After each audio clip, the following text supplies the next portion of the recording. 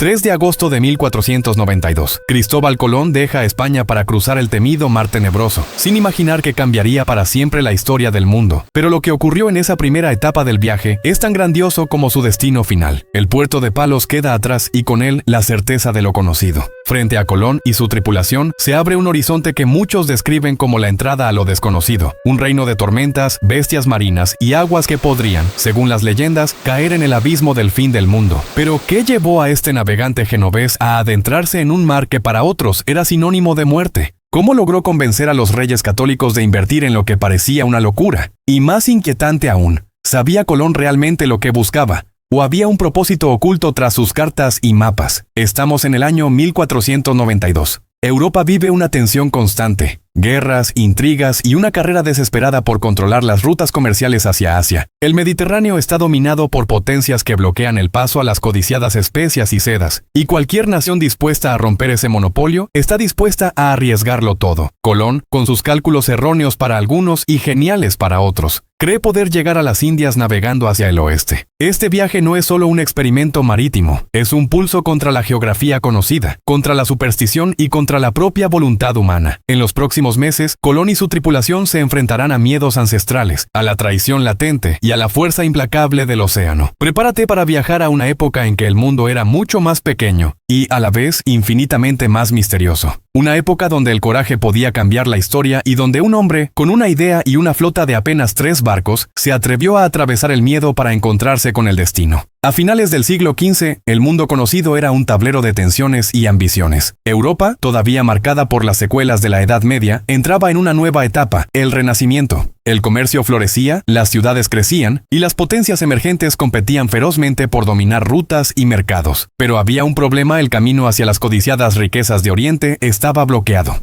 Durante siglos, las caravanas que traían especias, sedas y piedras preciosas desde Asia recorrían largas rutas terrestres que atravesaban territorios controlados por imperios poderosos como el otomano. El asedio de Constantinopla en 1453 había sellado gran parte del paso hacia el este, encareciendo y limitando el comercio. Las especias, esenciales no solo para conservar y dar sabor a los alimentos, sino también para la medicina y la cosmética, se convirtieron en un lujo reservado a las élites. Portugal, pionero en exploración marítima, ya había tomado la delantera bordeando África para alcanzar la India. Cada nuevo descubrimiento portugués reforzaba su monopolio comercial, dejando a Castilla y Aragón con la urgencia de encontrar una ruta alternativa o resignarse a la dependencia. En este escenario, cualquier idea que prometiera un acceso directo a las riquezas orientales se volvía tentadora, incluso si parecía descabellada. Pero la mentalidad de la época no favorecía a los soñadores. A pesar de que en los círculos más ilustrados ya se aceptaba que la Tierra era esférica, la mayoría de la población y muchos navegantes comunes seguían temiendo el Mar Tenebroso, un océano que se extendía más allá de lo imaginado, lleno de corrientes impredecibles, monstruos marinos y regiones donde el calor del sol podía, supuestamente, quemar las velas y la piel. España, además, atravesaba un momento crucial. Los reyes católicos, Isabel de Castilla y Fernando de Aragón, estaban a punto de culminar la reconquista con la toma de Granada, último bastión musulmán en la península ibérica. Ese triunfo no solo significaría la unificación territorial, sino también la liberación de recursos para nuevos proyectos. El orgullo nacional estaba en su punto más alto,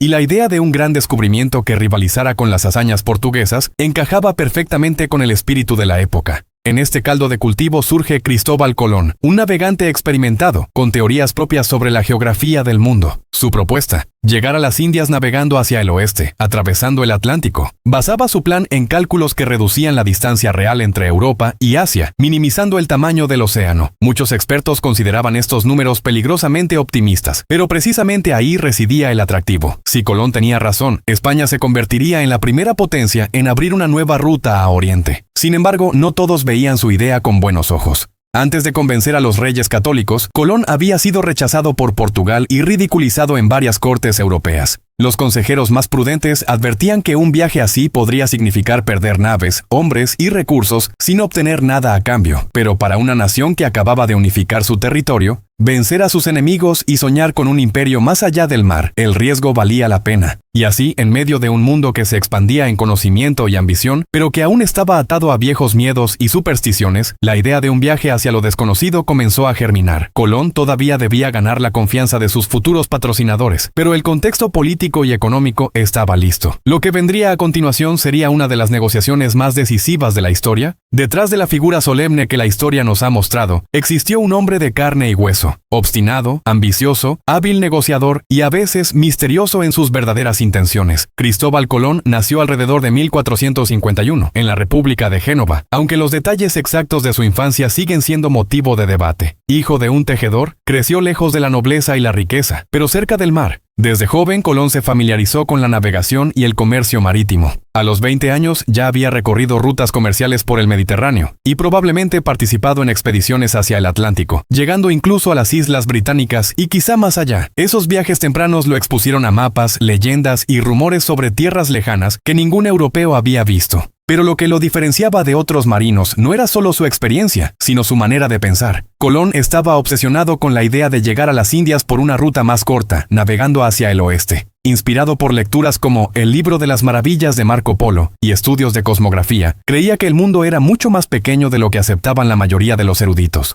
Según sus cálculos, Asia no estaba tan lejos de Europa como decían, y entre ambas apenas habría unas pocas islas desconocidas. Su determinación tenía un componente casi místico. Colón se veía a sí mismo como un elegido para llevar el cristianismo a nuevas tierras, y en sus escritos posteriores se percibe una convicción religiosa profunda que mezclaba fe con ambición personal. Para él, el viaje no solo prometía riqueza y prestigio, sino un papel en un plan divino. Antes de llegar a la corte de Castilla, Colón había intentado que su proyecto fuera financiado por Portugal, pero en Lisboa encontró desconfianza. Los portugueses ya tenían un plan sólido bordeando África, y no estaban dispuestos a arriesgar recursos en una propuesta que consideraban imprudente. Colón también habría enviado cartas a otras cortes europeas, como la de Inglaterra y la de Francia, con resultados igualmente negativos. A pesar de los rechazos, no abandonó su idea. En 1485 llegó a España, un país que vivía los últimos años de la Reconquista. Allí encontró el primer rayo de esperanza, contactos con figuras influyentes que podrían presentarlo a los reyes católicos. Uno de ellos fue Fray Antonio de Marchena, guardián del monasterio de la Rábida, quien escuchó con atención su plan y lo ayudó a presentarlo a la corona. Pero convencer a Isabel y Fernando no sería fácil. Los monarcas estaban centrados en la guerra contra el reino de Granada y no podían distraer fondos ni barcos en una empresa de resultado incierto. Las primeras reuniones con los consejeros reales fueron frías. Matemáticos y cosmógrafos como Fray Hernando de Talavera rechazaron sus cálculos, argumentando que la distancia hasta Asia era mucho mayor de lo que él afirmaba. Aquí es donde entra en juego el rasgo más notable de Colón, su capacidad para insistir y negociar. No se rindió ante las negativas iniciales, se movió por distintas ciudades, mantuvo correspondencia, buscó alianzas con nobles y mercaderes que pudieran presionar a la corte. Durante años vivió casi como un peregrino de su propia idea, afinando su discurso y adaptándolo según el interlocutor. Y hubo un elemento clave. Colón no solo hablaba de riquezas y comercio, vendía su expedición como una misión evangelizadora, capaz de llevar el cristianismo a nuevos pueblos y con ello sumar prestigio espiritual a Castilla. Esta combinación de promesas materiales y religiosas empezaría a abrir grietas en la muralla de escepticismo de la corte. Sin embargo, su carácter no era fácil. Los testimonios y documentos de la época lo describen como orgulloso, reservado y en ocasiones inflexible. Creía firmemente en su visión y no aceptaba fácilmente críticas. Esa misma tenacidad que le ayudó a lograr apoyo sería también, más adelante, motivo de conflictos con autoridades y tripulación. En 1491, cuando parecía que sus esfuerzos habían fracasado, Colón decidió dejar España y buscar apoyo en Francia. Pero el destino intervino. Un mensajero real lo alcanzó antes de cruzar la frontera. Los reyes católicos, tras la rendición de Granada, estaban listos para escuchar de nuevo su propuesta. Ahora, con la guerra ganada y la ambición encendida, España podía permitirse soñar con el océano. El camino hacia las capitulaciones de Santa Fe, el acuerdo que sellaría su expedición, estaba por comenzar. Colón había pasado de ser un forastero rechazado a convertirse en el hombre que estaba a punto de recibir el respaldo de una de las coronas más poderosas de Europa. Granada, enero de 1492. Después de más de 7 siglos de dominio musulmán en parte de la península ibérica, los reyes católicos entraban triunfales en la ciudad, poniendo fin a la reconquista. La guerra había consumido recursos y energías, pero también había liberado un espíritu de victoria y ambición que se respiraba en cada rincón de Castilla y Aragón.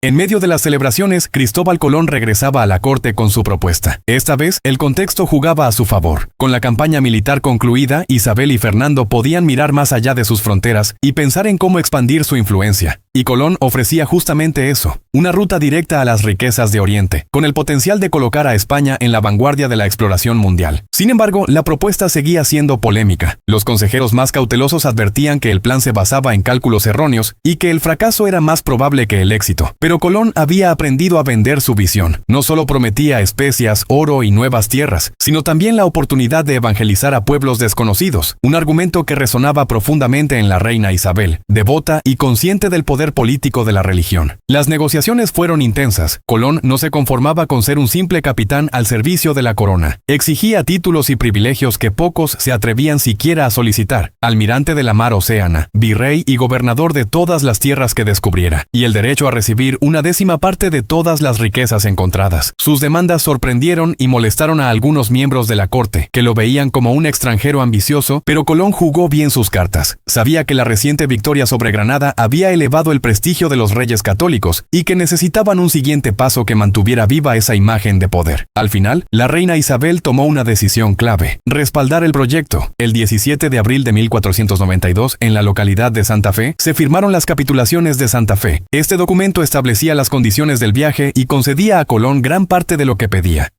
Era un pacto arriesgado para la corona, pero también una inversión que, de resultar exitosa, podría cambiar la historia de España y del mundo. Con el acuerdo en mano, Colón pasó a la siguiente fase: preparar la expedición. La corona se comprometía a financiar parte de la empresa, mientras que el resto del dinero provendría de inversores privados, como los hermanos Pinzón, marineros de gran prestigio en la región de Palos. Este respaldo no solo le dio legitimidad al proyecto, sino que también encendió la imaginación de muchos que, hasta entonces, habían dudado. Por primera vez, la idea de atravesar el mar Tenebroso no parecía una locura sin sentido, sino una empresa real, amparada por los monarcas más poderosos de la península. A partir de ese momento, la cuenta regresiva para la partida comenzó. Colón tenía la bendición real, los títulos soñados y la promesa de convertirse en protagonista de una hazaña sin precedentes. Lo que aún no sabía es que, más allá de los mares desconocidos, lo esperaban desafíos que pondrían a prueba no solo su pericia como navegante, sino también su capacidad de liderazgo y su resistencia frente a la duda y el miedo. El siguiente paso: reunir barcos, tripulación y provisiones para un viaje que, según sus cálculos, sería breve, aunque el destino tenía otros planes. Tras la firma de las capitulaciones de Santa Fe, el sueño de Colón empezó a tomar forma tangible. Sin embargo, convertir un acuerdo en una expedición real requería algo más que mapas y optimismo. Hacían falta barcos, hombres dispuestos a arriesgar la vida y provisiones suficientes para un viaje hacia lo desconocido. La corona asignó a Colón el apoyo del puerto de Palos de la Frontera, que debía proporcionar 2 carabelas por mandato real, como compensación por deudas con la monarquía. Fue aquí donde entraron en escena los hermanos Pinzón, Martín Alonso, Vicente Yáñez y Francisco Martín. Marineros experimentados y respetados, no solo aportaron contactos y experiencia, sino también parte del capital necesario para la empresa. Su influencia en la región fue clave para reclutar a la tripulación, ya que muchos dudaban de embarcarse en una aventura que podía terminar en tragedia. Las embarcaciones elegidas fueron 3: la Santa María, una nao más robusta y lenta que serviría como nave capitana, y las carabelas Pinta y Niña, más ligeras y rápidas, ideales para explorar y maniobrar en aguas desconocidas. Cada una fue reparada y equipada con lo mejor que se podía ofrecer para un viaje tan incierto: velas nuevas, timones reforzados, cuerdas, barriles para agua y víveres, y armas para defensa. El reclutamiento no fue sencillo. Muchos marineros temían las leyendas del mar tenebroso, monstruos marinos capaces de tragarse barcos enteros, zonas donde el océano hervía por el calor del sol, e incluso la posibilidad de que el mar se acabara en un abismo infinito. A pesar de ello, la promesa de una paga real, la influencia de los Pinzón y la oportunidad de gloria convencieron a unos 90 hombres a unirse a la expedición. Entre ellos había marineros veteranos, grumetes, carpinteros, toneleros y hasta un intérprete para posibles contactos con pueblos extranjeros. Las provisiones incluían alimentos no perecederos, galleta de barco, vino, aceite, queso, carne salada y pescado seco. También se cargaron armas, herramientas de reparación, brújulas, astrolabios y cartas náuticas, aunque estas últimas eran incompletas y, en muchos casos, poco precisas. El ambiente en Palos los días previos a la partida era una mezcla de expectación y temor. Algunos vecinos acudían al puerto para despedir a familiares y amigos, otros lo hacían por pura curiosidad, para ver partir a quienes creían condenados. Colón, sin embargo, irradiaba seguridad. Para él, la ruta estaba clara y el éxito era cuestión de tiempo. Finalmente llegó la fecha señalada, 03 de agosto de 1492. Con el alba aún cubriendo el cielo de tonos grises,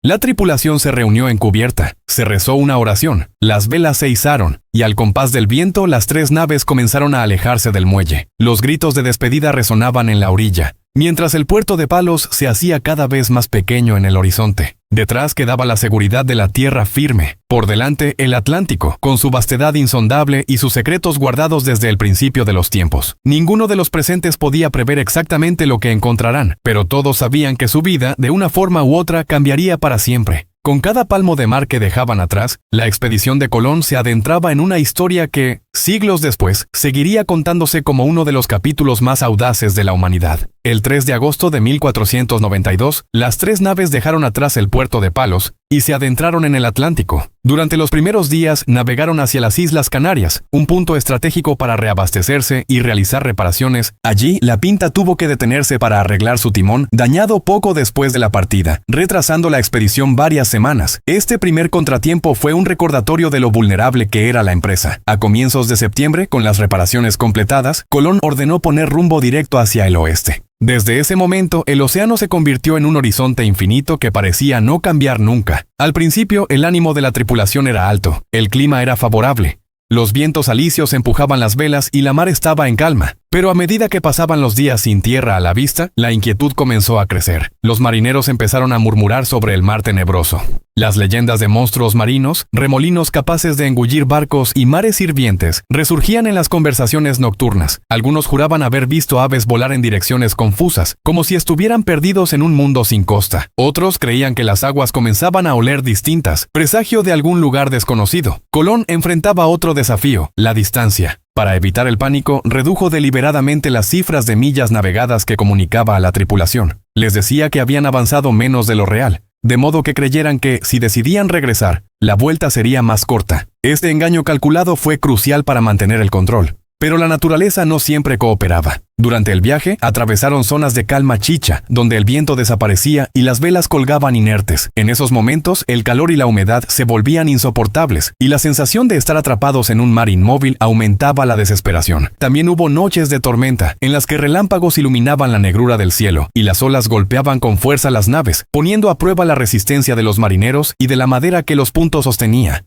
A finales de septiembre, la tensión alcanzó un punto crítico. Algunos marineros exigían regresar. Afirmaban que seguir hacia el oeste era una sentencia de muerte. El murmullo de un motín comenzó a crecer. Colón, consciente del peligro, usó una combinación de firmeza y promesas. Les aseguró que, si no encontraban tierra en unos días más, daría la orden de volver. Esa promesa, que él no pensaba cumplir si no era necesario, calmó momentáneamente los ánimos. La naturaleza, sin saberlo, conspiró a su favor. El 25 de septiembre, Rodrigo de Triana, uno de los tripulantes de la Pinta, creyó ver tierra a lo lejos. El anuncio llenó de esperanza a todos, pero resultó ser una falsa alarma. Eran nubes en el horizonte. La decepción fue dura, pero al menos mostró que no todo era un océano sin fin. En los primeros días de octubre comenzaron a aparecer señales más prometedoras. Ramas flotantes, pequeños trozos de madera trabajada y aves que parecían provenir de tierra firme. Cada indicio reavivaba el espíritu de los hombres, pero también aumentaba la ansiedad. Sabían que el final del viaje estaba cerca, o que el océano jugaba con ellos. El 9 de octubre, con la paciencia agotada, la tripulación prácticamente se rebeló. Fue necesario que los hermanos Pinzón intercedieran para evitar que la situación se tornara violenta. Colón, con voz firme, renovó su promesa. 3 días más, y si no había tierra, darían la vuelta. Esa fue la tregua final. La tensión a bordo se podía cortar con un cuchillo. El mar parecía guardar silencio, como si también esperara el desenlace. Y entonces, en la madrugada del 12 de octubre de 1492, un grito rompió la noche. ¡Tierra! ¡Tierra a la vista! El sueño imposible estaba a punto de hacerse realidad. La madrugada del 12 de octubre de 1492 quedó grabada para siempre en la historia. En la Pinta, Rodrigo de Triana fue el primero en divisar una sombra oscura en el horizonte. El grito de ¡Tierra! ¡Tierra a la vista!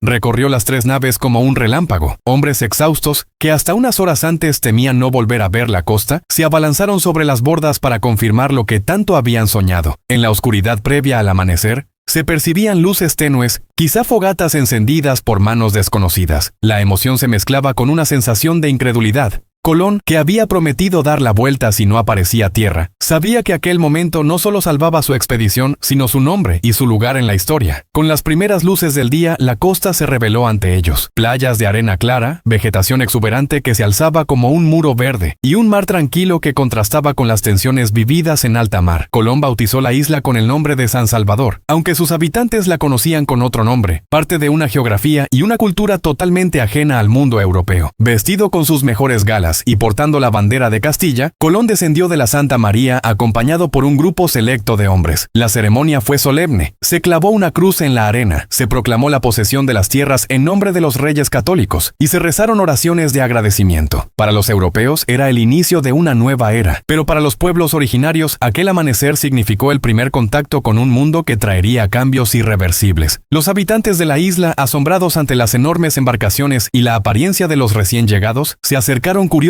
y pacíficos. Colón describió en su diario a aquellos hombres como amables, de complexión atlética y sin armas de hierro. Les ofrecieron comida y objetos simples a cambio de cuentas de vidrio y baratijas europeas. En esos primeros intercambios, la distancia cultural era tan grande como el océano que los separaba. Para Colón, aquellas tierras eran la antesala de Asia, y sus gentes, súbditos potenciales de la corona y futuros conversos al cristianismo. Para los isleños, los recién llegados eran visitantes misteriosos, quizá procedentes del mar o de alguna leyenda ancestral. Durante los días siguientes, Colón exploró parte de la isla y tomó nota de la abundancia de recursos: aguas dulces, maderas finas, frutos exóticos y tierras fértiles. También observó adornos de oro que algunos nativos portaban, lo que encendió su ambición y lo impulsó a seguir buscando otras islas donde, según le decían, ese metal era más abundante. Aquel 12 de octubre no fue el final del viaje, sino el comienzo de una cadena de descubrimientos, malentendidos y conflictos que marcarían para siempre la historia de dos mundos que, hasta entonces, habían vivido sin saber el uno del otro. Colón había cumplido su promesa, había llegado a tierra, pero lo que encontraría en adelante sería mucho más complejo que una simple ruta a las Indias. Tras el histórico desembarco en San Salvador, Colón no se conformó con aquel primer hallazgo. Convencido de estar en la antesala de Asia, dedicó las semanas siguientes a explorar otras islas del archipiélago: Cuba, que creyó parte del continente asiático, y la Española, que describió como una tierra de gran belleza y riqueza. En cada nuevo puerto, repetía el ritual de la toma de posesión en nombre de los reyes católicos. Las relaciones con los pueblos originarios al inicio se mantuvieron mayormente pacíficas. Hubo intercambios de alimentos, herramientas y pequeños objetos. Sin embargo, Colón también comenzó a tomar prisioneros, pensando que podrían servir como intérpretes y prueba viviente de sus descubrimientos al regresar a Europa. La fascinación por los adornos de oro que portaban algunos nativos fue creciendo, al punto de que Colón consideraba que había encontrado una vía directa a las riquezas orientales. Pero el viaje no estuvo exento de tragedia. En la noche de Navidad de 1492, la Santa María encalló en la costa de la Española. Ante la imposibilidad de repararla, Colón ordenó construir con sus restos un pequeño fuerte, la Navidad. Allí dejó a 39 hombres con la misión de establecer un asentamiento y continuar la búsqueda de oro. Era la primera presencia europea permanente en el Nuevo Mundo. A inicios de 1493, Colón emprendió el viaje de regreso. La travesía fue más peligrosa que la ida. Tormentas intensas separaron a la Niña y la Pinta, y en más de una ocasión, las naves estuvieron al borde del naufragio. Finalmente, Colón arribó a Lisboa, donde fue recibido por el rey Juan II de Portugal. El monarca, aunque interesado, lamentó que la expedición se hubiera hecho bajo bandera española. Días después, Colón llegó a Palos de la Frontera. La noticia de su regreso se esparció como pólvora. Un navegante genovés había cruzado el mar y encontrado tierras desconocidas. No tardó en ser convocado a la corte en Barcelona, donde fue recibido por los reyes católicos con todos los honores. Vestido con ropas lujosas y acompañado de varios nativos, animales exóticos y objetos traídos de las islas, Colón presentó sus hallazgos como la puerta de entrada a un nuevo mundo de riquezas y evangelización. La corte lo aclamó como un héroe. Se le concedieron nuevos títulos y privilegios, y se autorizó una segunda expedición, esta vez mucho más ambiciosa y mejor equipada. Pero también surgieron intrigas. Algunos marinos y cortesanos comenzaron a dudar de sus afirmaciones, sospechando que aquellas tierras no eran Asia, sino algo completamente diferente. En Europa, las consecuencias fueron inmediatas. Portugal exigió renegociar las zonas de exploración, lo que llevó a la firma del Tratado de Tordesillas en 1494, dividiendo el mundo no descubierto entre España y Portugal. Mientras tanto, el eco de la hazaña de Colón inspiró a otros exploradores, iniciando una era de descubrimientos y conquistas que cambiarían el mapa y la historia para siempre. Colón, convencido de que había abierto una ruta directa a las Indias, no podía imaginar que su viaje había sido el primer paso hacia un encuentro entre entre continentes que transformaría radicalmente las culturas, economías y sociedades de ambos lados del Atlántico. El mundo había dejado de ser el mismo. La figura de Cristóbal Colón ha sido, desde 1492, una mezcla de gloria, controversia y misterio. Para algunos es el hombre que unió dos mundos, el navegante audaz que se atrevió a cruzar un océano desconocido y cambió el rumbo de la historia. Para otros, es el inicio de una era de colonización, explotación y tragedia para los pueblos originarios de América. Lo cierto es que Colón abrió una puerta que nunca volvería a cerrarse. Su viaje no solo transformó el mapa, sino que también alteró la economía global, la política y las relaciones culturales, el intercambio de productos, animales, plantas y enfermedades entre Europa y América, lo que hoy llamamos el intercambio colombino, redefinió la vida en ambos continentes. Pero más allá de los hechos, la vida de Colón está rodeada de enigmas. Hasta hoy, su verdadero lugar de nacimiento sigue siendo motivo de debate. ¿Fue realmente genovés, como él afirmaba? ¿O provenía de otro lugar, quizá Portugal o incluso España? Sus conocimientos náuticos, su fe en la existencia de rutas desconocidas y su capacidad para persuadir a los reyes católicos han alimentado teorías de que sabía más de lo que decía. Incluso su muerte, ocurrida en Valladolid en 1506, dejó preguntas abiertas. Murió convencido de que había llegado a Asia, sin saber que había descubierto un continente completamente nuevo. Fue enterrado en España, pero sus restos comenzaron un peregrinaje casi tan largo como sus viajes, de Valladolid a Sevilla, luego a Santo Domingo, después a La Habana y finalmente de vuelta a Sevilla. Hasta hoy hay disputas sobre dónde reposan realmente sus huesos. Su legado es también una paradoja. Fue admirado en su tiempo, elevado a símbolo del ingenio y la perseverancia, pero siglos después se convirtió en un personaje polémico, objeto de revisiones históricas y debates sobre su papel en el inicio de la colonización. Sin embargo, su historia sigue atrayendo a millones, porque más allá de los juicios morales, Colón encarna el espíritu humano de ir más allá del horizonte, de desafiar lo imposible. La imagen de aquel 3 de agosto de 1492, cuando zarpó de Palos de la Frontera, y la del amanecer del 12 de octubre, cuando puso pie en tierras desconocidas, son momentos que resumen una época en la que el mundo todavía guardaba secretos. Quizá esa sea la verdadera razón por la que su historia nunca deja de contarse. No es solo el relato de un viaje, sino el recordatorio de que siempre hay algo más allá, esperando ser descubierto y de que todo gran descubrimiento tiene un precio. Y mientras la historia oficial se mezcla con los rumores, las leyendas y las teorías, una pregunta permanece. ¿Fue Cristóbal Colón un visionario adelantado a su tiempo, o un hombre con un mapa que nadie más conocía? El mar, testigo de su hazaña, guarda la respuesta. 5 siglos después, el eco de las velas infladas por el viento sigue resonando en la historia. El viaje de Cristóbal Colón fue más que una travesía marítima. Fue una línea divisoria en el tiempo. El momento en que el mundo conocido se encontró cara a cara con lo desconocido. En aquellos días, el mapa del planeta estaba incompleto. El océano Atlántico era un abismo de leyendas, y solo unos pocos se atrevían a desafiar sus aguas. Colón no solo se lanzó a ese abismo, lo atravesó. Su determinación, su capacidad para convencer a otros de su visión y su tenacidad ante el miedo y la duda, lo convirtieron en un símbolo de exploración. Pero todo descubrimiento tiene dos caras. La llegada de los europeos a América abrió una era de intercambio y mestizaje, pero también de conquista y dolor. Para los pueblos originarios, aquel amanecer del 12 de octubre de 1492 fue el inicio de una transformación profunda, en muchos casos trágica. El legado de Colón, por tanto, es un espejo en el que se reflejan tanto los sueños como las sombras de la humanidad. Hoy, cuando las fronteras del conocimiento se expanden hacia el espacio y la tecnología redefine lo posible, la historia de Colón sigue siendo una metáfora poderosa. El impulso de ir más allá, de mirar el horizonte y preguntarse qué hay detrás. Pero también es una advertencia. Cada paso hacia lo desconocido conlleva responsabilidad sobre lo que encontraremos y sobre quienes nos esperen allí. Imagina por un instante estar en la cubierta de la Santa María, ver aparecer tierra después de semanas de incertidumbre, sentir el alivio mezclado con la expectación. Ese momento, vivido por unas pocas decenas de hombres, cambió el destino de millones. Cristóbal Colón partió en busca de las Indias y encontró un continente entero. Sin embargo, quizás el verdadero descubrimiento fue otro, que el mundo es más vasto de lo que creemos y que siempre habrá nuevos horizontes que nos desafíen. Y así, cada 12 de octubre, el sonido imaginario de aquel grito de «tierra» nos recuerda que el espíritu de exploración sigue vivo, esperando al próximo navegante que se atreva a ir más allá del mapa.